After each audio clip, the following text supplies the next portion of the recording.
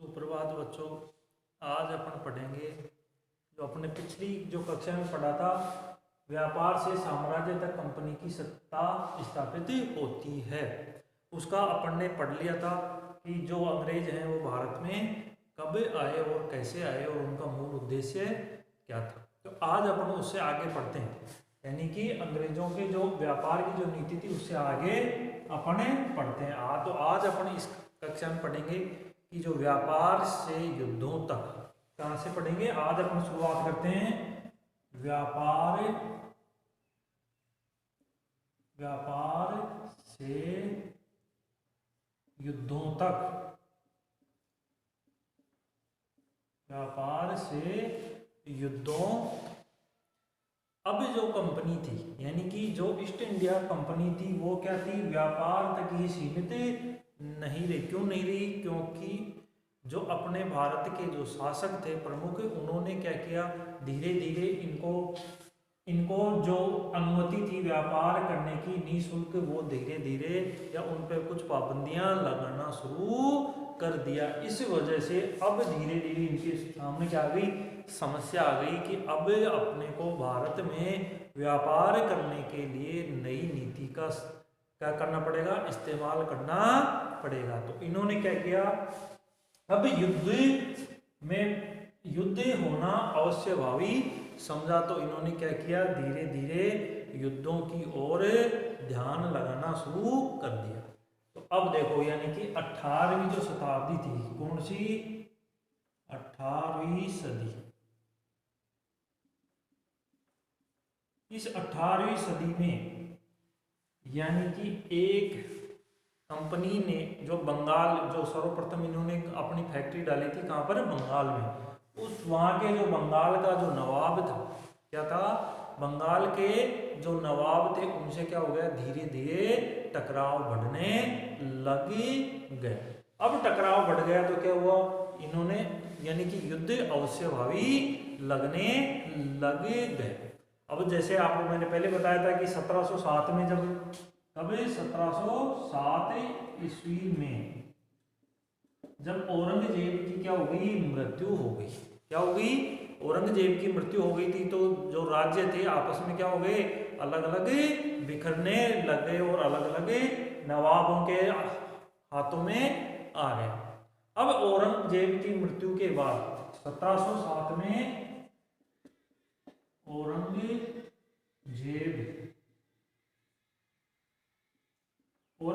की जब क्या हो गई, मृत्यु हो गई, तो क्या हो गया, उसके बाद में बंगाल, यानी कि जो बंगाल था उसी जगह पर, यानी कि औरंगजेब की मृत्यु के बाद में मुर्शिद कुली खान, कौन था, मुर्शिद कुली खान, यानी कि उसकी मृत्यु के बाद क्या हो गई, मृत्यु,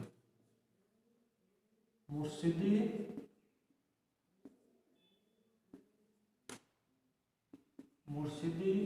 कुली खान, इसको क्या बना दिया, नवाब बन गए। यानी कि ये बंगाल का क्या बन गया, नवाब बन गया। किसकी मृत्यु के बाद में, औरंगजेब की मृत्यु के बाद में। फिर उसके बाद में, यानी कि जब ये हटा तो उसके बाद में कौन बन गया, अली वर्दी खान। कौन बन गया, अली वर्दी खान। यानी कि इसके बाद में कौन बना, अली वर्दी खान।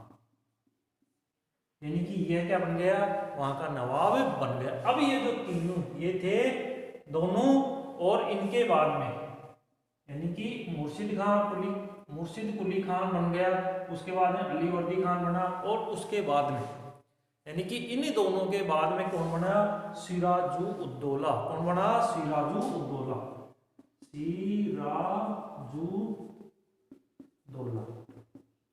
यह क्या बना, वहां का बंगाल का नवाब बना। क्या बना, बंगाल का नवाब बन गया। अब जो ये तीनों नवाब थे, ये तीनों नवाब थे, वो क्या थे, शक्तिशाली थे, शक्तिशाली नवाब थे। तो ये तीनों क्या थे, शक्तिशाली नवाब थे, तीनों ही शक्तिशाली नवाब थे। तो अब देखो धीरे धीरे क्या हुआ आगे। अब इन्होंने क्या किया, अंग्रेजों की जो कंपनी थी उस पर अपना या अपना अधिकार धीरे धीरे बढ़ाना शुरू कर दिया, या उनको धीरे धीरे जो व्यापारिक उनको जो सुविधाएं मिल रही थी उनको धीरे धीरे कम करना शुरू कर दिया। क्यों कर दिया? क्योंकि कंपनी को क्या है, जितना भी मुनाफा हो रहा था वो सारा किसको जा रहा था? कंपनी को। अब इनको यानी कि नवाबों की जो शान शौकत थी उसमें धीरे धीरे क्या आने लगी? कमी आने लगी। तो इन्होंने क्या कर दिया? उनका विरोध करना शुरू कर दिया। क्या कर दिया? विरोध करना शुरू कर दिया। फिर उसके बाद में इन जो सिराजुद्दौला बना, कौन बना? सिराजुद्दौला। अब सिराजुद्दौला जब शासक बना तो उन्होंने क्या किया? जो सिक्का ढालने यानी कि सिक्के जो बनाए जाते थे उन पर अधिकार कर लिया और वह अधिकार कंपनी को नहीं दिया। और जो कंपनी यानी कि जो कंपनी बंगाल में रह रही थी और जो किलेबंदी कर रही थी उसको भी इन्होंने क्या कर दिया? रोकने का प्रयास किया। तो अंग्रेज क्या हो गए? इनसे नाराज हो गए। और नाराज हो गए तो उसके बाद में यानी कि नाराज हो गए, उनके बाद में क्या हुआ? प्लासी का युद्ध हुआ। कौन सा युद्ध हुआ? प्लासी का युद्ध। प्लासी का युद्ध।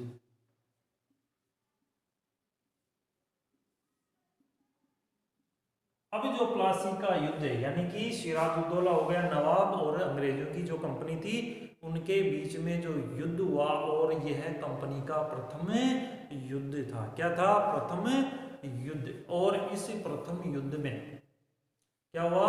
इस प्रथम युद्ध में जो बंगाल का नवाब कौन था? सिराजुद्दौला। कौन था? सिराजु। एक तरफ तो हो गया सिराजुद्दौला और एक तरफ हो गई कंपनी। इन दोनों के मध्य में क्या हुआ? 1756 ईस्वी में। तो प्लासी का युद्ध कब हुआ? 1756 ईस्वी में क्या हुआ? युद्ध हुआ। अब युद्ध हुआ तो क्यों हुआ? क्योंकि मैंने आपको पहले बता दिया कि जो यानी कि जो कंपनी चाहती थी कि अपना धीरे धीरे क्या करें? व्यापार बढ़ाए, तो उनको और जगह की यानी कि जो बस्तियां थी उनको और बढ़ाने की आवश्यकता थी। तो यह आवश्यकता तो सारा मुनाफा तो कौन? कंपनी कमाए, और जो सिराजुद्दौला थे या जो नवाब बने थे उनकी जो आमदनी थी उसमें धीरे धीरे क्या हो गई? कमी होने लग गई। तो इन्होंने इनको रोकना शुरू कर दिया। तो यह यानी कि युद्ध अवश्यभावी हो गया। अब 1756 में क्या हुआ? जो सिराजुद्दौला था, कौन था? सिराजुद्दौला। इन्होंने क्या किया कि यानी कि धीरे धीरे क्या हुआ? उनका आमदनी कम हो गई। तो इन्होंने क्या किया? 30,000 अपने सैनिक लिए। कितने? 30,000 क्या लिए? सिपाहिया सैनिक। यानी कि 30,000 सैनिकों के साथ में सिराजुद्दौला ने इनकी जो कंपनी थी का जो बाजार था कासिम बाजार। कौन सा बाजार? 30,000 सैनिक लेकर कासिम बाजार पर हमला कर दिया। किसने कर दिया? सिराजुद्दौला ने 30,000 सैनिक लेकर किसमें? कासिम बाजार पर क्या कर दिया? हमला कर दिया। जो अंग्रेजों की जो जहाज थे, जो व्यापारिक जो ठिकाने थे उन पे क्या कर लिया? कब्जा कर लिया। अब कब्जा कर लिया तो इस बात का पता यानी कि जो जहाज वहाज जितनी भी जो इनकी फैक्ट्रियां थी या कंपनियां थी उन पे सब पे सिराजुद्दौला का क्या हो गया? अधिकार हो गया। अब ये बात यानी कि यह बात मद्रास का जो कंपनी का अधिकारी था, कौन था? Robert Clive.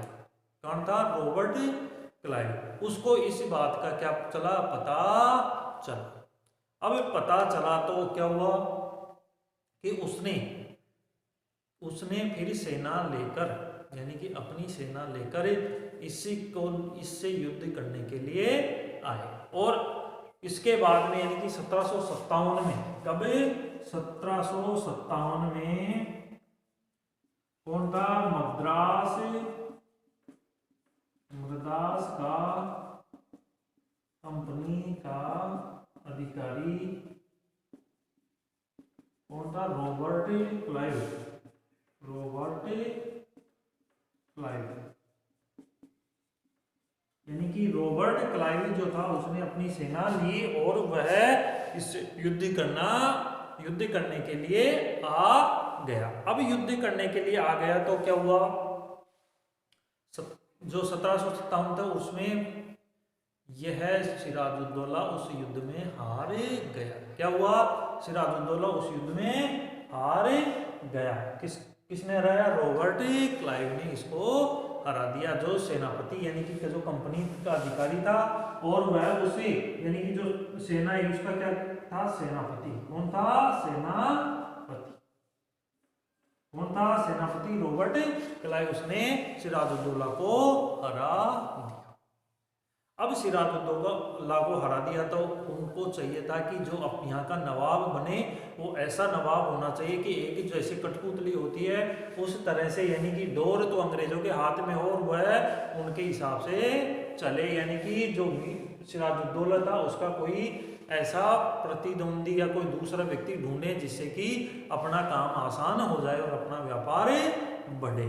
फिर देखो आगे क्या हुआ, यानी कि प्लासी का युद्ध कब हुआ, 1756 में। यह कंपनी का क्या था, पहला युद्ध, और इस युद्ध में इनको क्या मिल गई, जीत मिल गई। और 1757 में जो मद्रास का कौन था, अंग्रेज सेनापति कौन था, रॉबर्ट क्लाइव ने इसी सिराजुद्दौला को क्या किया, हरा दिया। तो कौन से युद्ध में हराया, प्लासी के युद्ध में इसको हरा दिया। अब जब युद्ध में हार गए तो उसके बाद बंगाल का नवाब, अब हाँ सिराजुद्दौला, एक बात, सिराजुद्दौला का जो हारने का यानी कि प्लासी का जो युद्ध हुआ सिराजुद्दौला उसमें हारा, उसमें हारने का कारण भी उसका ही क्या बना, सेनापति। यानी कि सिराजुद्दौला का जो एक सेनापति था कौन था, मीर जाफर। यानी कि कौन था सेनापति, सेनापति था मीर जाफर। ये क्या निकल गया, गद्दार निकल गया, और इसने सिराजुद्दौला का क्या साथ नहीं दिया। क्यों नहीं दिया, क्योंकि अंग्रेजों ने इस मीर जाफर को क्या दे दिया, लालच दे दिया कि इस सिराजुद्दौला ये हार जाएगा तो क्या बना देंगे, तेरे को यहाँ का नवाब बना देंगे। तो इस लालच में इसने क्या किया, सिराजुद्दौला का साथ नहीं दिया और सिराजुद्दौला उस युद्ध में हार गया। फिर नवाब किसको बना दिया, मीर जाफर को, यानी कि बंगाल का नवाब, बंगाल का नवाब बना दिया। किसको बना दिया, मीर जाफर को। यानी कि सिराजुद्दौला हार गया तो उसके बाद में मीर जो उसका सेनापति था मीर जाफर, उसको क्या बना दिया, बंगाल का नवाब बना दिया। अब बंगाल का नवाब बना दिया तो धीरे धीरे क्या हुआ, यानी कि ये जो मीर जाफर था यह भी ज़्यादा दिन तक अंग्रेजों की उस नीति को सहन नहीं कर सका और इसने भी धीरे धीरे क्या किया, विरोध करना शुरू कर दिया। तो फिर अंग्रेजों के मन में आया कि ये आदमी भी काम का नहीं है, तो फिर इसको क्या किया, मीर जाफर को कहा कि हर माह, मीर जाफर को क्या कहा कि हर माह, यानी कि हर माह का मतलब हर महीने तेरे को कितने रुपए देने पड़ेंगे, 5 लाख। कितने रुपए, 5 लाख किसको देने पड़ेंगे, कंपनी। किसको देने पड़ेंगे, मीर जाफर को कह दिया कि तेरे को हर साल हर महीने 5 लाख रुपए कंपनी को देने पड़ेंगे। तो देखो कंपनी ने क्या किया, व्यापार भी किया और उनसे पैसे भी ले लिए, यानी कि यहीं का पैसा और यहीं पर कमाई करने शुरू कर दिया। और जो यानी कि जो इंग्लैंड था वहां पर उस समय ऐसी कोई वस्तु नहीं थी जिसका भारत में क्या किया जाए, निर्यात किया जा सके। तो हमारा जो भारत था यहाँ से क्या किया जाता था, निर्यात ही किया जाता, आयात नहीं किया जाता, निर्यात। यानी कि जो वस्तुएं होती थी जो अपने भारत, निर्यात का मतलब क्या होता है, यानी कि एक देश से किसी वस्तु को दूसरे देश में बेचना या भेजना भी क्या कहलाता है, निर्यात। और किसी दूसरे देश से मंगवाना क्या कहलाता है, आयात। तो आयात के लिए यानी कि जो अपने भारत से निर्यात होता था उसके बदले इंग्लैंड से यानी कि सोना आता था। तो वह धीरे धीरे क्या हुआ, अंग्रेजों ने धीरे धीरे सोच परिवर्तन कर ली और धीरे धीरे यानी कि भारत में ही पैसे कमाना और राजाओं का आपस में बिठा के और यहीं से अपनी सारी सुविधाएं, सैनिकों का जो खर्चा है वो यहीं से निकालना और यहीं पर धीरे धीरे अपनी कंपनी का विस्तार करना शुरू कर दिया। तो इसको क्या लगा दी, ये शर्त लगा दी और इस शर्त को भी ये ज्यादा दिन तक नहीं रख सका और अंग्रेजों ने क्या किया, इसको हटाकर यानी कि मीर जाफर को हटाकर फिर क्या कर दिया उसने, मीर जाफर को हटाकर उन्होंने कहा कि अब हमें बंगाल के नवाब खुद ही बनेंगे। यानी कि मीर जाफर की क्या होगी, मृत्यु हो गई। कब हुई,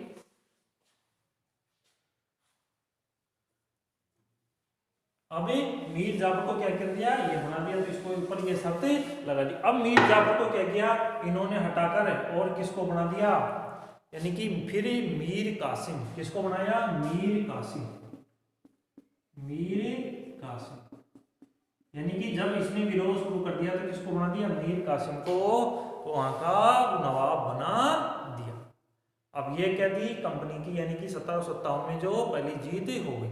फिर उसके बाद में क्या हुआ, 1764 ईस्वी में बक्सर का युद्ध हुआ। 1764 ईस्वी में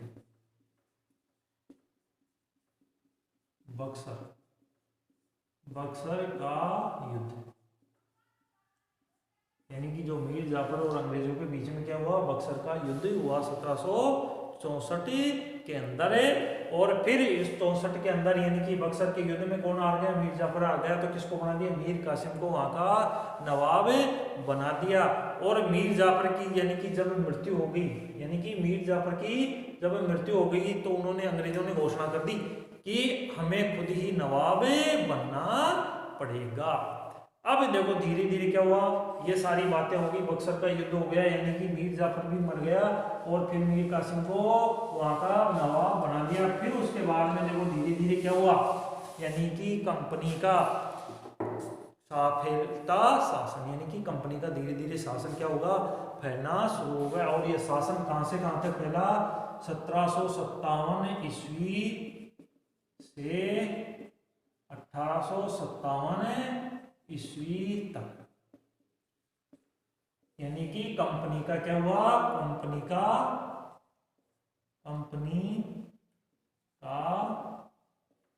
फैलता शासन।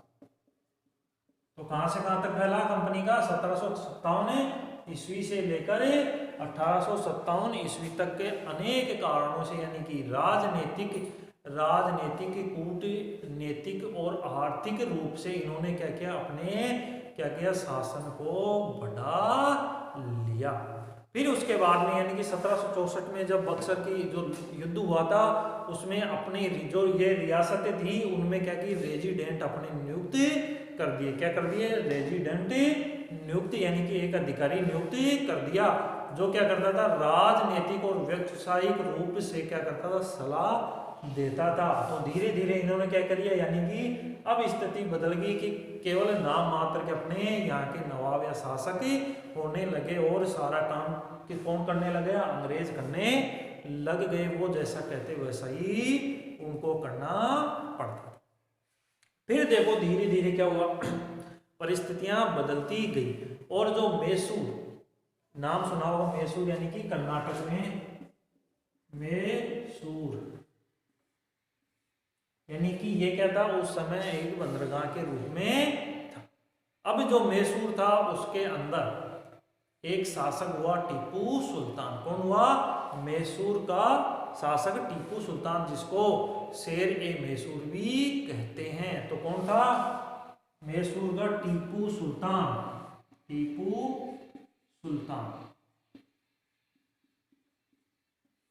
टीपू सुल्तान क्या बना, शासक, एक शासक था। उस टीपू सुल्तान को क्या कहते थे, शेर ए मैसूर। क्या कहते थे, शेर ए मैसूर। क्या कहते थे, शेर ये मैसूर, यानी कि मैसूर का शेर इसे कहते थे। यानी कि इसकी कहानी भी है कि एक बार ये अंग्रेजों के साथ में जंगल में घूमने जा रहे या शिकार करने गए थे, तो अंग्रेज तो डरकर भाग गया, और जब शेर सामने आया तो टीपू सुल्तान ने शेर को ही हरा दिया था। इस वजह से इसे मैसूर का क्या कहते हैं, शेर ए मैसूर कहते हैं। अभी जो यानी कि मैसूर था, वहां का पहले शासक कौन था, हैदर अली। कौन था, हैदर अली। हैदर अली कौन था, इस टीपू सुल्तान का पिता था, यानी कि टीपू सुल्तान का पिता था। जो कब बना शासक, 1761 से लेकर 1782 ईस्वी तक शासक। फिर उसके बाद यानी कि इनकी मृत्यु के बाद में क्या हुआ, इनका पुत्र किसका पुत्र, इनका पुत्र कौन था, टीपू सुल्तान क्या बना, शासक बना।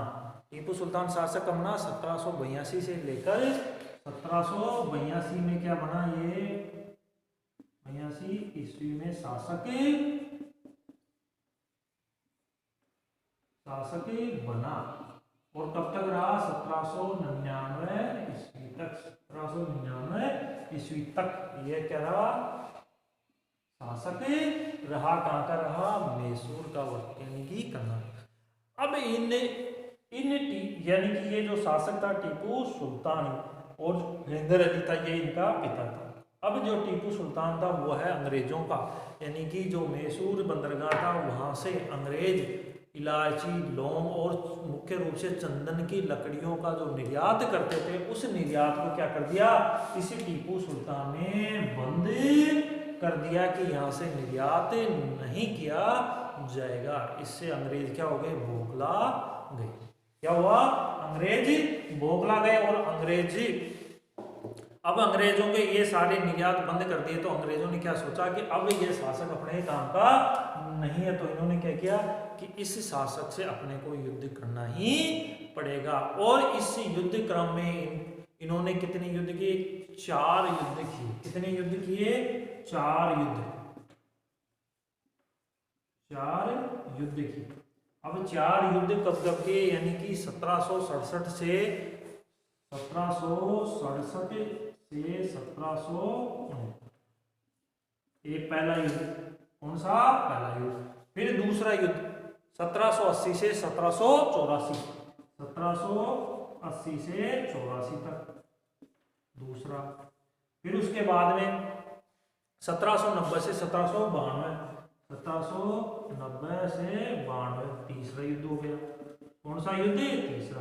और जो मुख्य रूप से चौथा युद्ध था, मुख्य रूप से चौथा युद्ध 1799 में। कौन सा, 1799 ईस्वी वाला जो मुख्य युद्ध है, यह सबसे महत्वपूर्ण है। यानी कि छोटा, ये पहले युद्ध होते रहे, उसके बाद में जो लास्ट वाला युद्ध हुआ 1799 में। कौन सा युद्ध, 1799 वाला जो युद्ध हुआ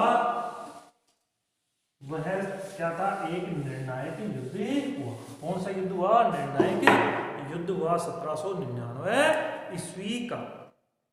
अब 1799 ईस्वी यानी कि अंतिम युद्ध कब हुआ, 1799, टीपू सुल्तान और अंग्रेजों की जो सेना थी उसके बीच में। अब यह युद्ध हुआ था श्रीरंगपट्टम। कौन था, श्रीरंगपट्टम। श्रीरंगपट्टम,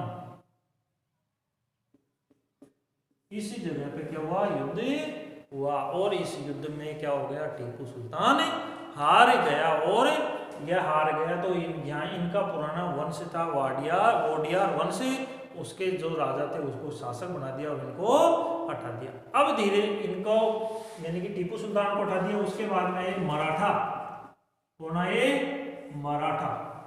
अब जो ये मराठा है, यानी कि मराठों से भी इन्होंने क्या किया, अंग्रेजों ने युद्ध किया। जो अपने भारत के जो क्षेत्र थे उनमें अलग अलग जगह, जैसे दक्षिण भारत में कौन थे, टीपू सुल्तान। फिर बीच में आ गए मराठा। अब मराठा भी कहते शक्तिशाली थे, तो ये भी अपने क्षेत्र में अंग्रेजों को क्या किया, बहुत ज़्यादा परेशान किया। तो अंग्रेजों ने इनको भी क्या किया, हटाने का पूरा प्रयास किया और युद्धों से इनको हराकर अपनी कंपनी का व्यापार बढ़ाने का प्रयास किया। यानी कि जो मराठा थे, कौन थे, मराठा। अब इन मराठाओं के साथ में यानी कि जो मध्य भारत है, दक्षिण और मध्य भारत, उसमें ये शक्तिशाली शासक थे मराठा।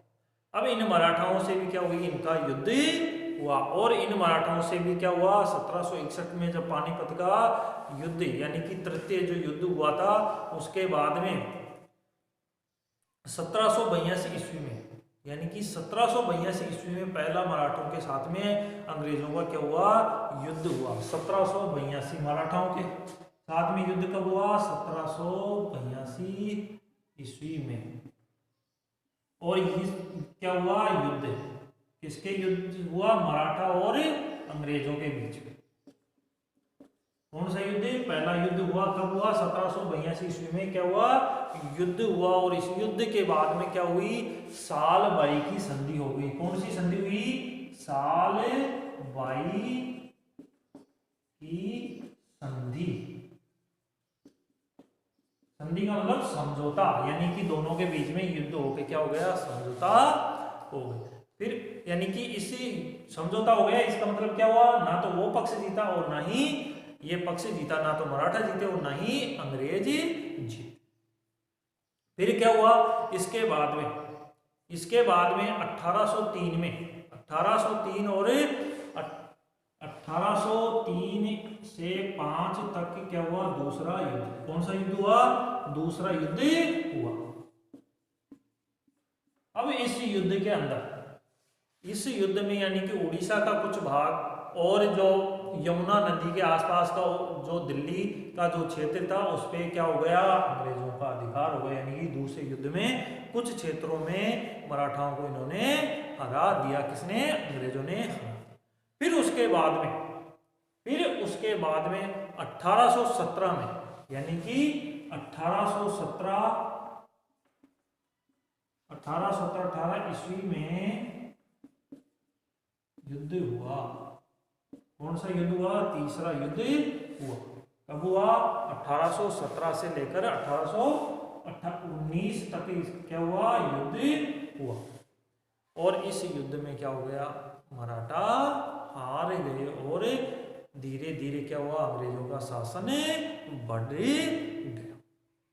अब धीरे धीरे क्या हुआ, अब ये युद्ध सारे यानी कि जो अपने मुख्य जो भारत में जो शक्तियां थी या जो शासक थे, जो जिन वंशों के, वो हार गए। मराठा हार गए, उधर दक्षिण में टीपू सुल्तान हार गया, और पूर्व में जो बंगाल थे वो उनके नवाब भी हार गए। और अब धीरे धीरे क्या हो गया, अंग्रेजों के मन में आ गया कि हम ही क्या हैं, सर्वोच्च, यानी कि हम क्या हैं, सर्वोच्च थे। यानी कि सर्वोच्चता का क्या करने लगे, वो दावा करने लगे, वो अपने आप को क्या है, सर्वोच्च समझने लगे गए। कौन सर्वोच्च समझने लगे, यानी कि अंग्रेज अपने को सर्वोच्च समझने लग गए।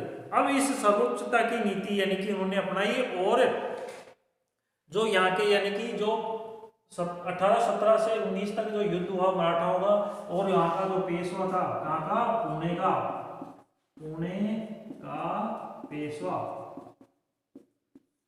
उस पेशवा को क्या कर दिया, पेशवा का मतलब होता है एक मंत्री, यानी कि मंत्री होता है, और उसको क्या कर दिया, वहां से हटा दिया और उसको कहाँ भेज दिया, कानपुर के पास में। कहाँ भेज दिया, कानपुर के पास में, कानपुर के पास बिठूर में भेज दिया। पेंशन ले और वहां आराम से रहे।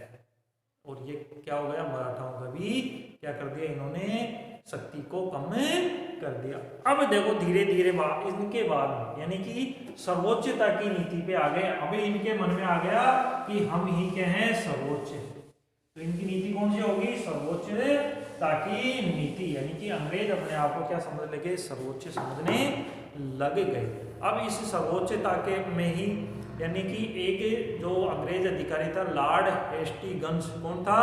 Hastings, Lord Hastings.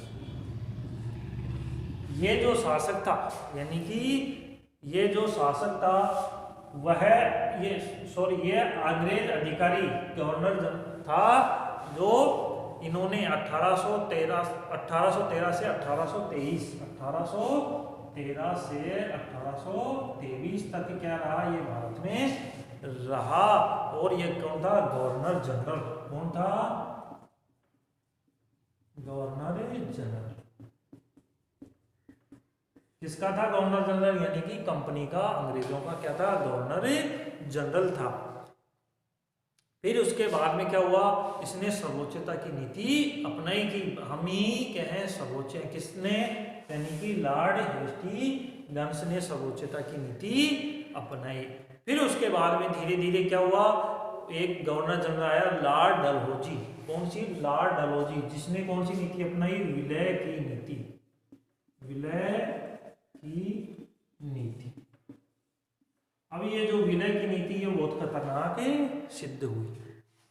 विलय की नीति खतरनाक कैसे? जैसे कहाँ का कोई नवाब हो या शासक हो, कोई भी हो, जिसके मान लो स्वयं का पुत्र या पुत्री नहीं होती थी, वो क्या कर लेते? गोद लेते थे और उसको क्या करते थे? गोद ले लेते। तो इन्होंने, अंग्रेजों ने क्या किया? उसको, उनको गोद लेने के लिए मना कर दिया। और अंग्रेज क्या कर लिया? अपने आप को सर्वोच्च समझने लगे। उन्होंने कई जगहों पे क्या लगा दिए? आरोप लगा दिए कि तुम्हारे को ये है, ये नहीं है, उन पे इतने अधिकार, या उनसे राजस्व की वसूली ज्यादा करने लगे। अब जो एक बार राजस्व की वसूली करने से थोड़ा भी चूक जाता था, वो तो उसके राज्य को क्या कर लेते? ये अपने अधिकार में ले लेते थे। तो उसको क्या कहते हैं? विलय की नीति। तो कौन सी नीति अपनाई? विलय। इस विलय की नीति के आधार पर इन्होंने जो मुख्य जगह थी, यानी कि सबसे पहले इन्होंने विलय की नीति किसने अपनाई? लॉर्ड डलहौजी। लॉर्ड डलहौजी था, उसने क्या करी? विलय की नीति अपनाई। यह आया था 1848 से 1848 ईस्वी से लेकर 1856 तक। इन्होंने क्या किया? कौन सी नीति अपनाई? विलय की नीति लॉर्ड डलहौजी ने अपनाई। इस विलय की नीति के आधार पर इन्होंने क्या किया? जो रियासतें थी उनको क्या किया? विलय कर लिया अंग्रेजी शासन में। तो सबसे पहला शिकार कौन बनी? सतारा। यानी कि 1848 में सबसे पहले विलय किसका किया? विलय किसका किया? सतारा रियासत का क्या कर लिया? विलय कर लिया। यानी कि अंग्रेजी शासन में इसने इसको मिला लिया। अब देखो, फिर उसके बाद में 1848 में इसको मिला लिया। 1850 के अंदर संबलपुर को, 1850 ईस्वी में संबलपुर को क्या कर लिया? विलय कर लिया। क्या कर लिया? इन सबका क्या कर लिया? विलय कर लिया। यानी कि जो राजा महाराजा होते थे, उनके जो पुत्र नहीं होता था, उनको गोद लेने के लिए मना कर दिया कि नहीं ले सकते, और उनको जो रियासत थी उसको क्या कर लेते? अपने अधिकार में ले लेते। तो 1848 में किसका? सतारा का अधिग्रहण विलय कर लिया अपने, और 1850 में संबलपुर का इन्होंने क्या कर लिया? अपना अधिग्रहण कर लिया। फिर उसके बाद में 1852 ईस्वी में उदयपुर, 1852 ईस्वी में उदयपुर, इसका भी क्या कर लिया? विलय कर लिया अपने शासन के अंदर। फिर उसके बाद में 1853 में ईस्वी में नागपुर का, किसका? नागपुर का क्या कर लिया? विलय कर लिया। और उसके बाद में 1854 ईस्वी में झांसी, 1854 ईस्वी में झांसी, झांसी का भी क्या कर लिया? विलय कर। और जो अंतिम रूप से, यानी कि 1854 झांसी यानी कि उत्तर प्रदेश में, उसके बाद में 1856 ईस्वी में, 1856 ईस्वी के अंदर अवध का भी क्या कर लिया इन्होंने? अवध जो रियासत थी, अवध, उसका भी विलय किसमें कर लिया? अपने राज्य में कर लिया। और जो भारतीय धीरे क्या हो गया? सबका विलय उन्होंने अपने राज्य में कर लिया अंग्रेजों ने। और यह नीति किसने बनाई थी? लॉर्ड डलहौजी ने। यानी कि अपनी ये रियासत होती है उनकी शासकों पर क्या लगा देते थे? आरोप लगा देते थे और उनको क्या कर लेते? अपने राज्य में शामिल कर लेते। अब धीरे धीरे क्या हुआ कि अंग्रेजों ने नए शासन की क्या कर ली? स्थापना कर ली। और जो फिर 1857 में क्या हुई? 1857 की क्रांति, यानी कि 56 तक जो ये सारी असंतुष्टियां क्या थी? भारत के जो रियासत है उनमें असंतोष पैदा कर दी। और इसी के आधार पर 1857 की क्या हुई? क्रांति हुई, जो अपने अगले अध्याय में पढ़ेंगे। तो अपन पढ़ेंगे यहीं तक। अब क्या हुआ? धीरे धीरे नए शासन की क्या होगी? स्थापना। नए शासन की स्थापना इन्होंने कर ली। और जो नए शासन की स्थापना की, इसमें अंग्रेजी शासन लगभग अपने भारतीय जो उपमहाद्वीप है उसके यानी कि 1857 तक इन्होंने अपने भारत के लगभग 63% भूभाग पर, कितने भाग पर? 63% भूभाग पर अधिकार। कभी 1857 तक, यानी कि 1857 तक 63% भूभाग पर तो इनका प्रत्यक्ष रूप से क्या हो गया? अधिकार हो गया। और उसके बाद और जो बचा हुआ भाग था, यानी कि जो और बचा हुआ भाग था उस पर भी अप्रत्यक्ष रूप से ही इनका अधिकार हो गया। और लगभग 78% यानी कि इस 63% भूभाग की 78% जनसंख्या इनके अधिकार पर, जनसंख्या पर भी इनका क्या हो गया? अधिकार हो गया। और बाकी बची हुई पर भी अप्रत्यक्ष रूप से इनका अधिकार हो गया। तो यह अध्याय अपना क्या हो गया? पूरा हो गया। और बाकी पढ़ेंगे अध्यायों को अगली कक्षा में।